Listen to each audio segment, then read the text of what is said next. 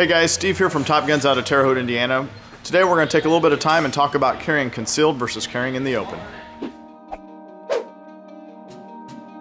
For today's purposes, carrying concealed means that you basically have a firearm that is typically inside the waistband or on an ankle in a pocket, and it's not visible to the public. Carrying in the open often will be an outside the waistband holster, and often will be visible by the public due to the fact that it's not typically covered up with any articles of clothing. So let's start off with talking about some of the pros or some of the arguments that people would give if they were carrying in the open. First and foremost, it is a little more comfortable, and I can't disagree with that one. Second, I often hear the argument that it allows easier access and perhaps makes for a quicker draw. I also can't argue with that one. Next, some people just want to express their right, and they say it allows them to express their right to carry a firearm. The last argument that I often hear is that it can act as a deterrent.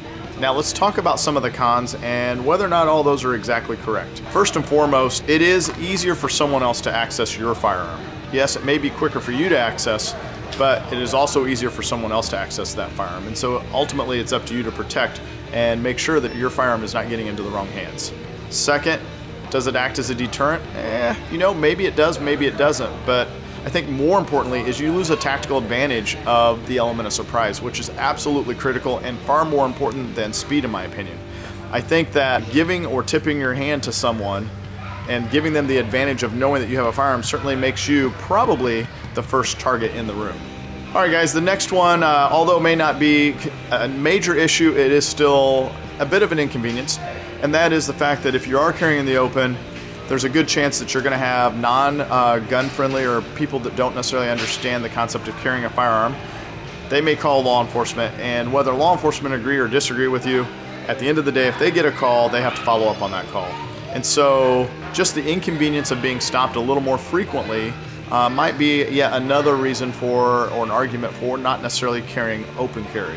Lastly, you do have some environmental factors to take into consideration. So let's say it's raining, snowing, whatever it is that you have going on outside, and you've now opened up your firearm or your sidearm, you've made it subject to those elements. And so that can take a toll on a firearm as well over time. So let's take just a minute, talk about carrying concealed. It's kind of the opposite of carrying in the open as far as the arguments go, but there might be a few that don't completely line up. So for instance, I love the fact that you retain the element of surprise. I think that's critical. And I think it's far more important than how fast I can get my gun out and into play. The fact of the matter is, if there's a firearm that's already drawn on me, I don't care how fast I am, I'm probably not fast enough to get my firearm out and on target and to neutralize the threat or incapacitate fast enough to warrant taking that risk. So for those of us that are not in the movies, perhaps keeping the element of surprise is in our best advantage. Secondly, the fact that it does take a tad bit longer, the reality is for those of you who do practice, it can be almost just as fast as carrying open carry. And I will say this, I have found that carrying an inside the waistband for me has actually increased my speed as opposed to carrying outside the waistband, because my clothes were getting snagged up just a little more on an outside the waistband because the gun happened to stick out just a little farther from my side. And so when I went to clear my shirt or my jacket, it was catching on the handle or the grip of the firearm a little more frequently. Now that I've gone to an inside the waistband, I have a lower riding holster. I don't have to draw my shirt up or my jacket up as high to clear that firearm. On top of the fact that you do maintain the element of surprise, hopefully, you've also made it a little bit harder for someone, just in case they do find out you have a firearm, to take it away from you. The last particular point that I'm going to make is a pro for carrying concealed and a con for carrying out in the open, and that is in a situation where maybe you're not even the intended threat, the fact that you are carrying concealed and the fact that you have the element of surprise, that alone allows you to get to your firearm quicker, but more importantly, it allows you to get into a position where you're ready to draw your firearm a lot more quickly as well.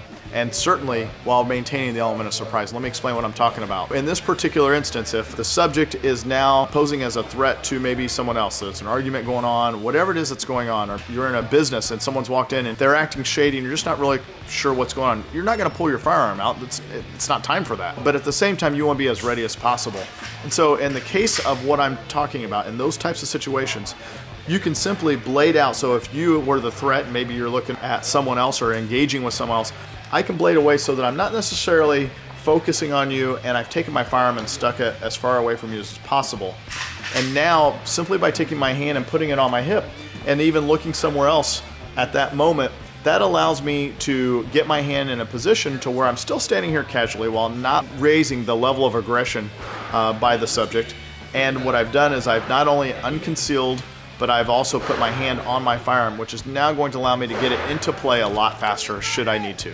So again, another instance where you potentially could get your firearm out even faster as a concealed firearm versus a non-concealed firearm. If you have any opinions that we didn't mention, please post down below. Help some of the other folks who are watching the video come up with even more ideas and more arguments on both sides. If you like what you've seen, please give us a thumbs up. If you're new to the channel, feel free to subscribe. Thanks, take care.